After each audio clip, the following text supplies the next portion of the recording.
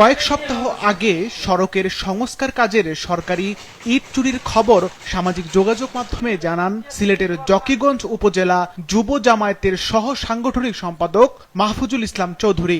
সেই মাহফুজি এবার চুরি ইট সহ পুলিশের হাতে ধরা পড়েছেন। আর আটকের সময় পুলিশ স্থানীয় জামাত নেতার বাড়ি থেকে জব্দ করে সড়কের বেহাত কয়েক লাখ ইট।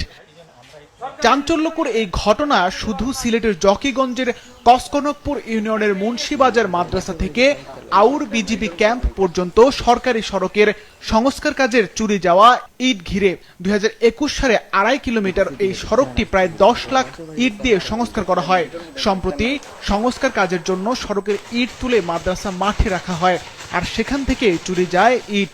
সমন্বয় কে তার নাম মাহফুজ, হে তার বাড়ির ফুটি ফারুনি রাখছে ইট এবং কিছু রাস্তা তো ফলাইছে গিয়া মেম্বার লগে আসলা এখানে মনে লগে একটা জিও আছে বিবি ক্যাম্প আছে।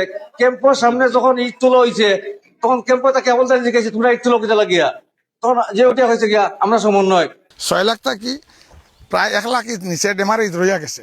ওরা মাটি ফেলাই দিতেছে কন্ট্রাক্টারে, থা ওরা মাটির কাজ করতেছে। এটা কেউ উঠাইবার মতো মানুষ নাই, তারা এক্সেলেটার দিয়ে যা পারছে উঠাইয়া দিছে। এই পর্যন্তই।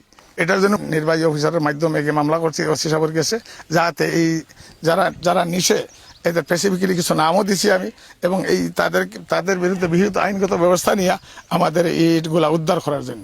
এই ঘটনায় প্রত্যক্ষদর্শী আবু ইউসুফ মোহাম্মদ নামের একজন উপজেলা নির্বাহী কর্মকর্তার কাছে 15 লাখ ইট চুরির লিখিত অভিযোগ দেন। এরপরে ইট উদ্ধারের জন্য অভিযান চালায় উপজেলা প্রশাসন।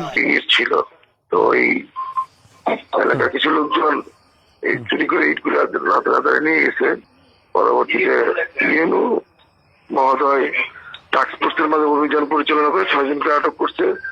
ইট উদ্ধার হয়েছে, ইট সহ উদ্ধার করে মামলা হয়েছে, থানায় আসামিদেরকে চালান দেওয়া হয়েছে।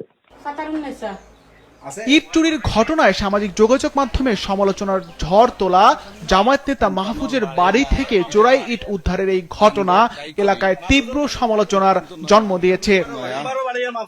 সিফাত রহমান, মাছরাঙ্গা, নিউজ ডেস্ক।